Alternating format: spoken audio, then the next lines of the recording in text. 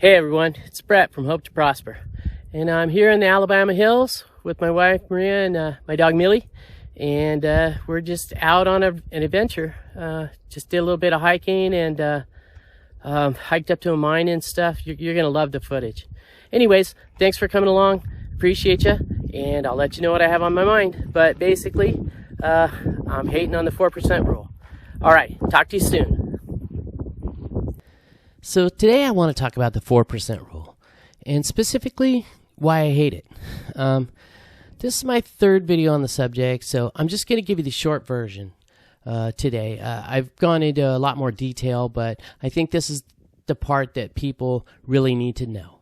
And basically, I hate the 4% rule because I used it 2 years ago when I was just retiring to calculate my retirement income, and it was so little money that I didn't think I could afford to retire even. I was coming up short about $800 a month, and it was freaking me out because I needed that money to pay for my health insurance. So I almost went back to work, and then I realized, dang, I could just take 5% and I could retire in style and not worry about it. In fact, I've been taking 6% because, you know, the market's up. My portfolio is doing great, and so I'm just going to enjoy my money a little bit. If it switches around and goes down, then I'll just take less. And so, you know, I have some strategies for market crashes, which you need to have, and so I'll talk about those in a little bit. But basically, I just want to say this video is for anyone who's just getting ready to retire, and you're trying to figure out if you can afford to retire on your investment portfolio and to calculate the amount of income that you're going to be able to withdraw. It's also for people who are already retired and they're not getting enough income, or they're using the 4% strategy and they're living a frugal retirement. So I'll give you some advice on that I think could help you out quite a bit. Okay, so let's dig in. Let's get started. Let's try and keep this video short this week. Here's why I hate the 4% rule. And there are a lot of reasons. But first of all, the Monte Carlo simulations are misleading.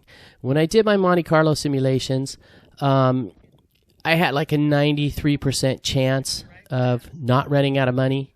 And then when I adjusted it from 4% to 5%, then it dropped from 93 to like about 85%, which freaked me out.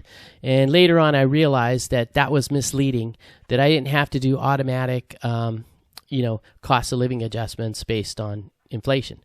So that's the first thing. And basically the 4% rule, in my opinion, it's a zombie rule. So once you set it at your retirement age of 65 or whatever, then all you get is 4% plus cost of living forever. And so that's really weird. There's no flexibility for changing conditions, either in the market or your spending or anything else. And so it's static instead of dynamic, and I think the dynamic rules have a lot of advantages over the old 4% rule. And also, another thing is that it doesn't follow typical retirement spending. You know, it just goes up by the amount of inflation every year. It starts at 4%. In your retirement years where you really, everybody knows this, there's the go-go years where you want to spend a lot more money, and then you're going to, you're going to travel and stuff like that. And then later on, there's the slow-go years, or what they call the tinfoil years, where you're basically not going to spend as much money. You're going to be happier sitting at home and maybe going to church or whatever. So the 4% rule just keeps going up and up and up when your spending actually follows like a smile, where it starts out with a lot, and then it has less, and then at the end it goes back up. But I guess my biggest problem is that it can cause people to have an unnecessarily frugal retirement. 4% isn't very much. If you have $1 million, that means you get 40 grand a year. I live in California, and I can tell you 40,000 doesn't go very far, even if your house is paid off. So that's why 50 to 60,000 is more realistic for $1 million.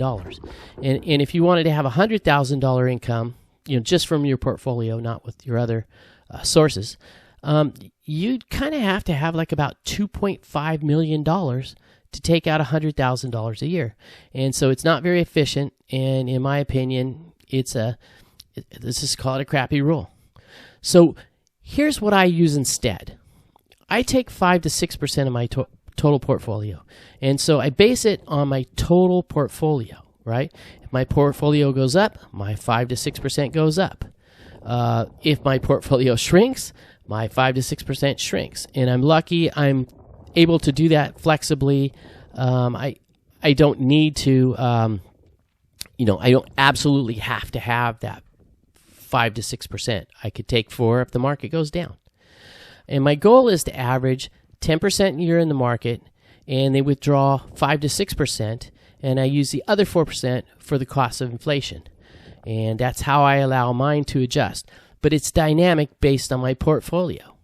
And so I'm not locked into taking a certain amount even when I don't need it or even when the market goes down.